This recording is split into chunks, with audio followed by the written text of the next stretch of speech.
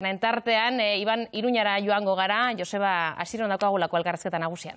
Hala, bain ere horrexekin hasiko dugu elkarrezketa ere, Madrila begira, Gortetara begira gauden honetan, gaur ere esan bezala osoko bilkura, baina atzokoak ekarri du, edo arrotu du hautsik, bereziki Margarita Robles defensa ministroak CNE irengoi arduradunak, esandakoak urak baretu beharrean are arroago eta urak are arreago ere jarri dituelako. Eta Joseba Asironi, EH Bilduk, Iruñeko udalean duen bozera mailari, horixe galdetuta hasiko nahiko genuke elkarrizketa. Asiron jauna, egunon, ongito horrezko telebistara.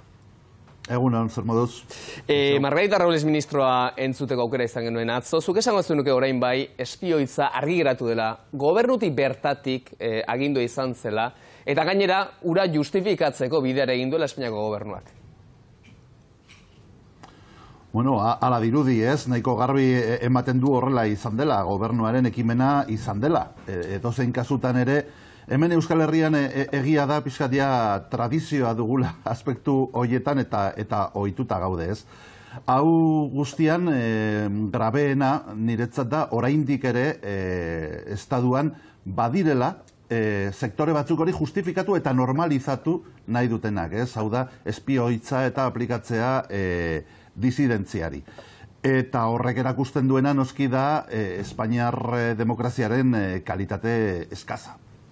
Ministroaren dimisioa krisi hau konpontze bidean gertu ikusten duzu, edo Espainiako gobernuak, presidenteak Sánchezek dimisioa mahai gainean jartzeko eskatuko dio? Bueno, bai, alde horretatik oso garbi adierazi dugu, ez? Hau inkompatiblea dela elkarlanarekin eta kontua da, claro, izugarria iruditzen zaigula, larriena iruditzen zaigula, oraindik ere hori, eta gainera sektore teorikoki progresista batzuetatik hori normalizatu nahi dutela, eske hori ez da posible. Atzo ministroak esaten zuena berria zer egin daiteken ekiditeko disidentzia, eske disidentzia ez da ekidin behar. Egin behar dena da babestu eta horri, hain zuzen ere, esaten zaio demokrazia.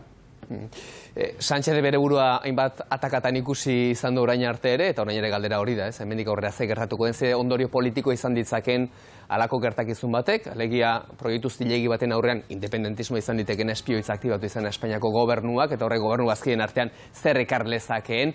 Zuze ondorio izango dituela uste duzu, bereziki ez bakarrik Espainiako gobernuaren buelta horretan eta kongresoan, baizik eta agian udal erakundetan ere, edo Nafarroko gobernuaren baitan ere, honek nolako soka ekar lezake? Hombre, nik uste konfidantza oroar oso ukitua gelditzen dela hau eta gero, ez? Hori argi dago, eta galdera, nik planteatuko nukeen galdera da, aberria konstituzioarekin ados ez dagoena edo legearen barruan, hainbat postura, hainbat jarrera defendatzen dugunak ez ote dugun gure intimitatea zaintzeko eskubidea, ez? Hori da niretzat larriena. Espioitza justifikatzen da alegiazko delitu baten kontrako burrukan, baina ez dugu oraindik aditu ze gauzak aurkitu diren, ze delituak argi geratu diren horren ondorioz.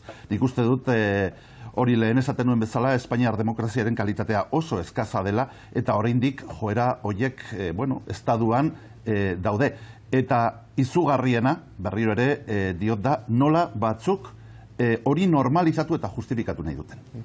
Iruñeko eta gertuko gai konkretuetan sartu horretik, Asiron jauna, beste galdera batera egin nahi dizuke Madrilgo testu inguru mari honetan, baina Euskal Herriarekin zerikusi zuzena duena, Gernikako bombardaketaren 85. urte horrena, zuzau historialari moduan ere galdetu nahi dizuke, Espainiako gobernuak egin duen keinu hori, alegia, bombardaketa bera eta ondorioak gaitzesteko keinu hori, baina, nolabait ere, barka eske edo erreparazio ekitaldiri onartu gabe, esaten dutelako, Bolaños ministroari entzun genion, kolpistek agindutako bombardaketa bat izan zela, eta ez momentu hartan zilegi zen gobernuak, Errepublika Garaiko gobernuak agindutakoa, beraz, Espainiako gobernuak elukela horretan ardurarik. Gauza bat bai, baina bestea ez, esan du, ez? Gazi gozo batzuentzat. Zuk nola interpretatzen duzu adierazpen hori? Hombre, guk ikusten dugu aurrera pausu bat bezala, dudari gabe, orain dela gutxir arte zen horrelako pausurik ere eman, eta ikuspuntu horretatik beste pausu txiki bat ez da gutxi, eta azken finean ongi dago Espainiar gobernuak honetan, afera honetan bere jarrera, nolabait jarrera, ez dakit ez, aitortza edo erreklamatuz nola jarri duen. Hori bai, iruditzen zaigu, honetan ere, larriena eta kezkagarriena dela nola oraindik Espainian, badiren sektore asko, sektore politiko asko, hori guztia kuestionatzen dutenak. Hau da, 1928-tik 1929 bitartean gertatu zena horren interpretazioan, horren irakurketan, zalantzak jartzen dituzten. Eta horrek esaten duena, adierazten diguna argita garbi da, jarraitu behar dugula. Pausu gehiago eman behar dira dudari gabe. Iruñeko gaiak, oposiziotik gogor egin duzu azken aldian, Maria Caballero zinegotzaren kontra izan ere udalak zenbait auzi juridiko badauzka mahai gainean, haiek defendatzeko Caballero Andrearen anaiaren bufetea kontratatu izan da, eta zuek horren aurka azaldu zarete. Nolabait ere, etika politikoaren eta legezkotasunen arteko talka askotan gertatzen da, eta hemen ere mahai gainean legoke auzi hori, ez da. Zuk zein ondorio izan dezakela gai honek uste duzu? Bueno, orokorrean Maia jaunaren alkatetza nik bi hitzekin definituko nuke, ez? Alde batetik nagusikeria eta bestetik lardazkeria. Biak oso modu berezian uztartuta, hori da Enrique Maiaren alkatetza. Alkate autoritarioa dela argi dago, erakutsi du behin eta berriro, azken kasua izan da Txupinazoarena, ez? Herriaren parte hartzea ekidin duela berak bakarrik erabakia hartzeko, baina behin eta berriro legealdian zehar ikusi du nola udal gehiengoaren borondatea saihestu duen bere gainetik pasa nahi izan duen. Eta gero noski baita ere alkatetza narraza aipatzen zenuen Ipikaren kasua, nun Maria Caballero zinegotziak jo zuen, hori ez lagunentzako, hori ez negozioak eta erraztera, baita ere atzez egindako kontratuena, bere anai bati, hori ez, negozioa edo adjudikazioa emateko, baina kasu gehiago ere aipatu halko genituen, legealdi hasieran berreskuratu zituzten zorigaiztoko dieta ekonomikoak, ez, gari batetan inbeste arazo eman zuten dieta hoiek, edo adibidez Labairu zinegotziak izandako garabia famatuaren inguruko eskandalua, edo, ez dakit ez, adibidez irigintzan eta mugikortasun jasangarrian Fermin Alonso jaunak izandako, hori ez, lardazkeria. Zuri min berezi ematen dizu, San Ferminetako Txupinazora joan dazu, zero horrek abian jarri zenuen, ez, nolabait ere, herritarrek aukeratu zezaten Txupinazoan hor botatzen zuen, proposamen batzuen artetik, bozketa bidez, eta hori bertan berak gelditu da, Maia jaunak, berak aukeratu duelako norden Txupinazoaren botatzea. Hartaz, arduraun, Juan Carlos Unzue izango da, eta jende asko ados dagoen arren ere, hori ere esan behar da, baina min berezi ematen dizu horrek, nolabait ere esaten zutelako Navarra sumatik, zure ereduan ere, nolabait esatearren, beti bideratua dagoela nor botako duen Txupinazoa, ez? Bueno, ez da baten ereduaren arabera erabakiak hartu beharra, azken finean da jendeari, ez, usten zaiola erabakia, hori baino garbiagorik ez dago, ez? Jendeak erabaki dezala eta listo. Hain zuzen ere Maia jaunari Txupinazo bat kostatu zaio hori aldatzea. Aldatu egiten du noski itzultzeko lehengo joera berberetara, hau da, berak erabakitzen duela bera alkatea delako, eta hori nahiko tristea da. Eta noski gaudela oso adoz Juan Carlos Unzuek merezi duela Txupinazoa beste, jende askok bezala, baina horretan ere esan behar dugu, iruditzen zaigula oso etikoki oso eskasa, Juan Carlos Unzue bezalako baten figura erabiltzea, hori ez, saiesteko herriaren borondatea. Juan Carlos Unzue oso hautagai ona izango litzateke jendeak horrela erabakitzeko eta bukaeratzeko. Parte hartzaren gai eta San Ferminekin lotuta, puri-purian dauen gaiare bada, izan ere Peinek ere, aste honetan, bilkura bat egin dute, jardunaldi bereziak egin dituzte, San Ferminen ereduaren inguruan hausnartzeko, ezta? Eta zentu hortan parte hartzea handiago eskatu izan diote Maia alkateari, alkateak dio, nolabait ere, udalaren kompetentzia dela festak antolatzea, ez? Eta horrez tabaida bat dago, herri eragileen eta udalaren arteak harremanak zein izan behar duen, ez? Zein da orduan eredu egokia, sistema egokia? Bueno, lehenengo eta behin utziazu esaten poza handia dela 2 urte gogor pasa eta gero San Ferminak berreskuratzea, ez? Hori esan da, beti, Enrique Maia da honen zeru oskarbi honetan odeiak jartzeko arduraduna.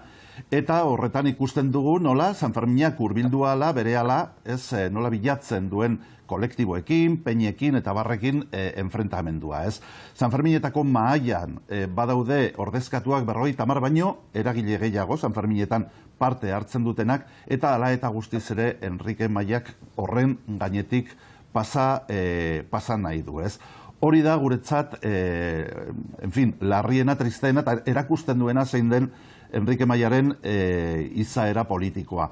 Noski, nik pensatzen dudana, da zorionez azkenean jaia nagusitu egingo zaiola Enrique Maiari eta bere gainetik pasako dela beti gertatzen den bezala, eta ziur naiz gainera oso Sanferminonak izango dira eta osongi pasako dugula. Baina horreka non dago, Asiron jauna, izan ere, Maia jaunak ere esaten du, herri erakundeek ere izan behar dugu ardura bat festa hauek antolatzen, ez da bakarrik herri kolektibuen lana izango, ez? Nolabait ere, bi eredu baleude bezala talkan, baina hor oreka bat egon behar dut, non gertatuko da oreka hori? Ez dago zergatik oreka bat bilatu beharra, hori oso gauza normala da. Sanferminak sortu ziren modu natural batez eta jai herrikoiak izan dira hasieratik. Sanferminetan importanteak diren gauza guztiak sortu ziren modu espontaneo batez, txupinazoa bera, entzierroa eta bar. Eta orduan jaiak enboteiatu nahi horrek ez du logikarik. Sanferminen esentziaren kontra doaz. Printzipioz gainera. Eta adibide bat, orain berak planteatu nahi du, ez dakit, Sanferminetako ekitaldi zentrala bezala kontzertu bat. Kontzertu bat nun ordaindu beharko den. Horrek ez du aintzindaririk Iruñan. Iruñan gauzak egiten dira kalean. Iruñan gauzak egiten dira modu herrikoi batez, eta egiten dira noski musutruk, eta ez orain ordaindu beharra, eta ez dakit, joera zaharra da. Aspalditik, UPNek eta Oin Navarrasumak nahi izan dute Sanferminak domestikatu, enboteiatu, eta hori jaien esentziaren kontradoa printzipio. Sanferminak ez da hori, eta larriena da haiek oraindik ez dutela hori ulertu. Aurreskolen matrikulazio sasoia ere badator, maiatzean egingo da, eta hor eskaintzari begira, euskarazko plazak edo udal aurreskolen eskaintzan bere indu euskararen presentzia horrek egingo du, eta ingelesekoarekin ere nahastu izan da gainera, bi gauzak gertatzen ari da, ezta? Horrek badu atzera bueltarik Iruñean, nolabait ere konbentzitzeko modurik badago aurre euskaldunek ere behar dituztela plazak? Bueno, guretzat ere, hau bada oso evidentea den zerbait. Ez da, badakizue, aur eskolek, badutela hemen Iruñean presentzia oso importantea, haurtzaindegiaren kontzeptua, baino zerbait aratago doan zerbait da, eta zentzu horretan gure jarrera oso garbia izan zen. Pentsatzen dugunez, Iruña dela bi hizkuntza dituen hiria, pentsatzen dugu bi hizkuntzak babestu eta bultzatu behar ditugula. Eta horretarako oso gauza simplea egin behar da, orekatu behar da eskaria eta eskaintza. Hortara jo behar dugu, ez dago besterik, momentu honetan ez da ulertzen, nola. 3 urteko matrikulazioan, hau da, heziketa hezkuntza normalizatuan, Iruñan gutxi gora bera D ereduak hartzen duen erena, 130 inguruan, nolako justifikazioa duen Maia jaunak eta Navarrasumak eskaintzeko aurreskoletan bakarrik 111 euskaraz. Ez horretan ikusten da argita garbi horrekin jokatu nahi dutela eta euskara, hori ez, mezprezatu nahi dutela. Guretzat eredua oso garbia da, bi hizkuntzak bultzatu behar dira, eskaria eta eskaintza parekatu behar dira, eta gainera osatu, eratu behar den eskaintza izan behar da homogeneoa hiri guztian zehar. Atzo gurean Jokin Bildarratz izan zen, hezkuntza gaiez ari garenez eta aurren inguruan ari garenez, bera Eusko Jaurlaritzaren hezkuntza sailburua da jakina, eta hain ere udalak eta hezkuntza saileko bestelako agenteek izan behar dute elkarlanaz galdetu dizu Asiron jauna, entzun. Nola ikusten duen berak Iruñako udaletxea, alkate esperientzia horretatik, eta hezkuntzaren munduarekin lotura edo Iruñako ikastetxeekin eukebarreko lotura. Ze lana egin dezaketen elkarrekin udaletxeak, Iruñako udaletxeak eta Iruñako ikastetxen artean?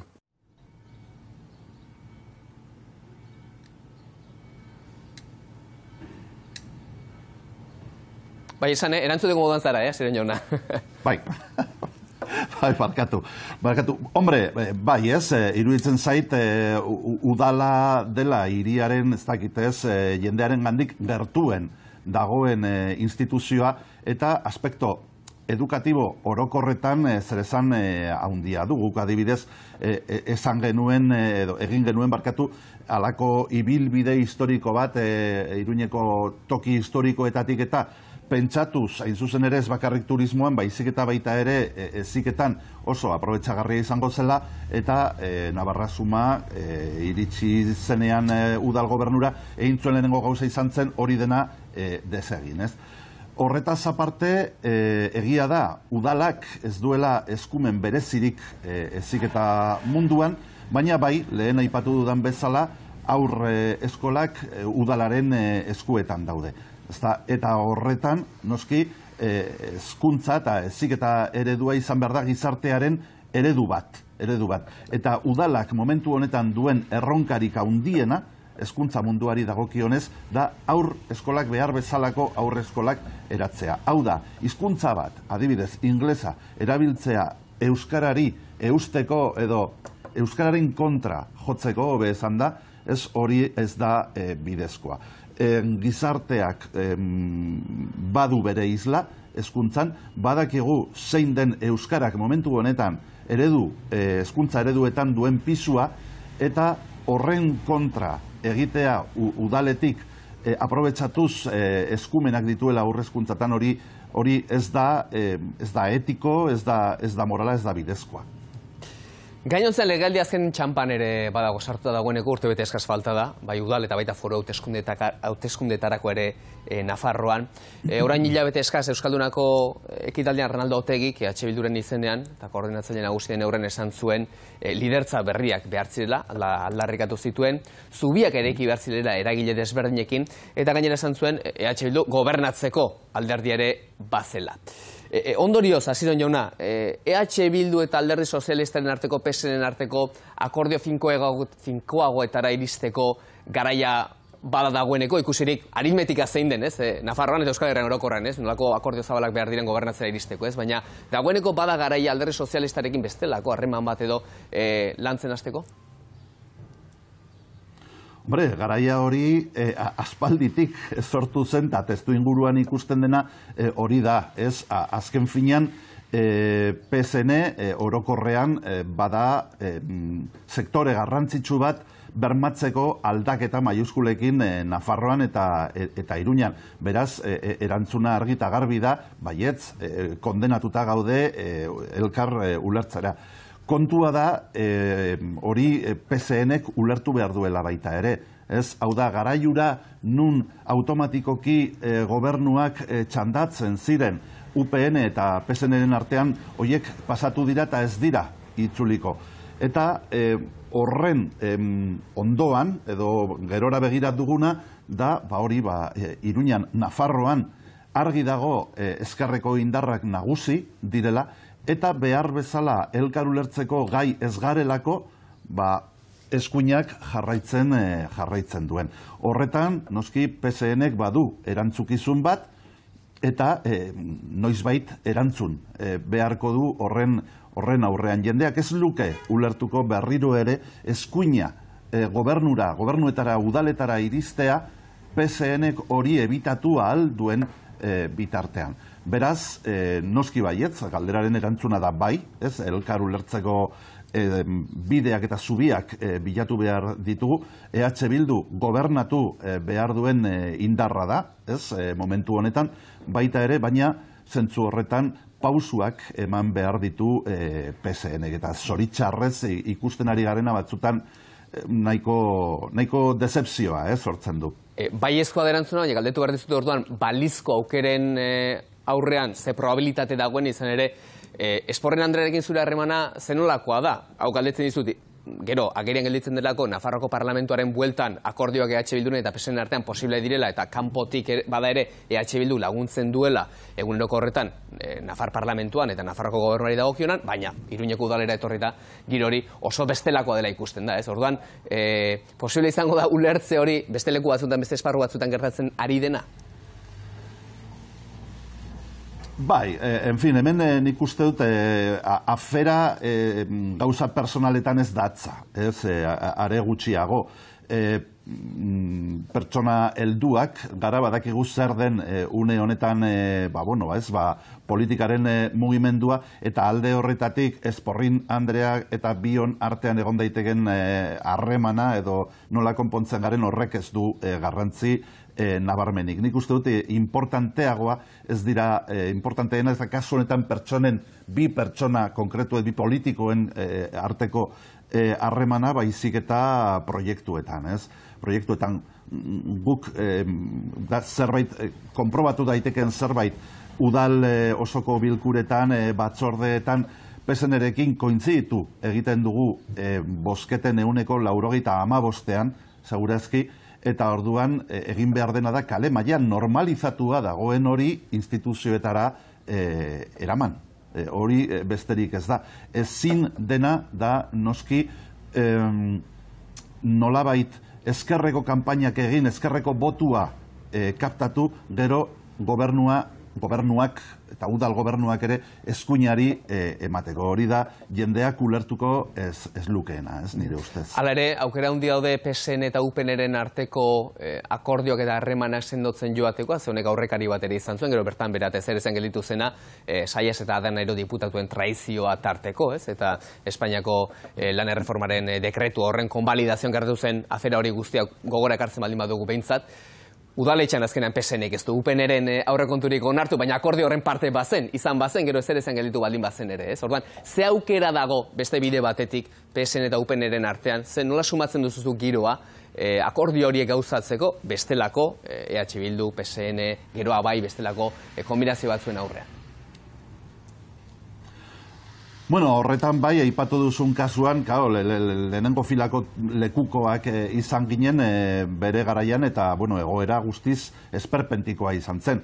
Iruñarentzat oso importante ziren bi gauza, ez bakarrik Maia Jaunaren erreprobazioa, egin zituen gauzengatik, baizik eta 27 milioiko inbertsio proiektua tartean zegoen, eta ikusi ahal izan genuen, nola, PSNek eta Navarrezumak hori erabakitzen zuten, Madrilen jorratzen ari diren negozioen arabera, ez da, negozio politikoen arabera. Eta hori da ulertezina, guztiz ulertezina. Nik uste dut partiduen arteko eta joera politiko ezberdinen arteko harremanak normalizatu behar dira, eta ja alde batera atzera gelditu behar dira garaioiek nun Nafarroa eta Iruña beti izaten zen Madrilgo negozioen dirusea edo kalderilla esaten den bezala.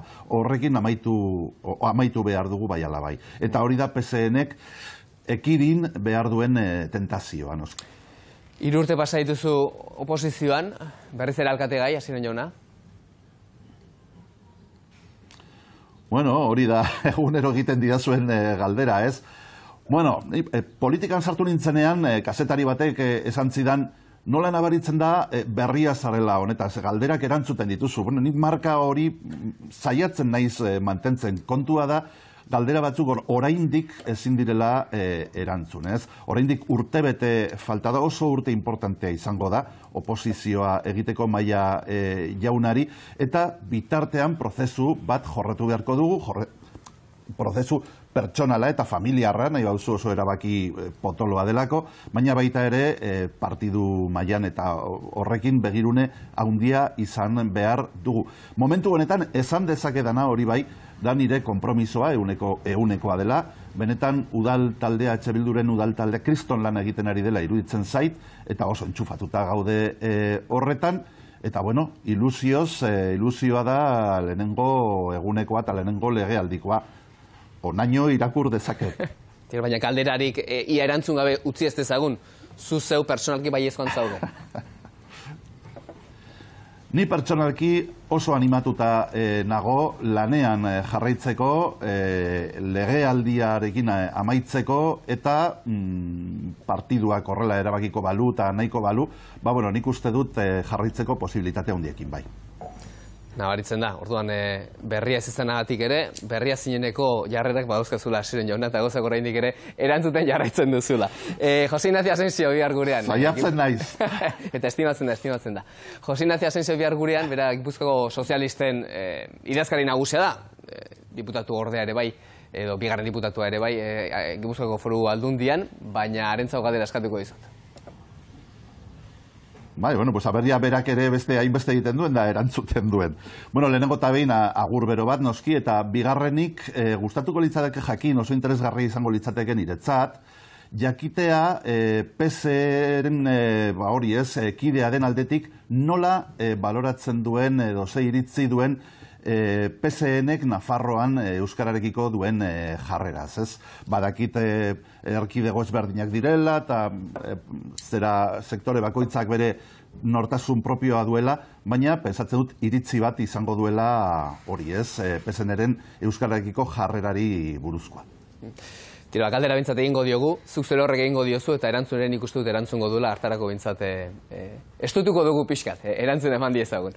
Joseba Asiron, Euskal Herria Bilduren bozeramailea Iruñeko udalean, estimatu dago Euskal Telebistari eskainetako tarte hau, uraldi bikaina dago gainera, hor Iruñan atzean ikusten dunez, Gazteldu plazan, orain lasai dago, Sanferminez aritu gara, izango da astia hori leporaino mukuru bete egoteko ere. Eskerrik asko, gero arte. Hoize, bai zuei. Asiron.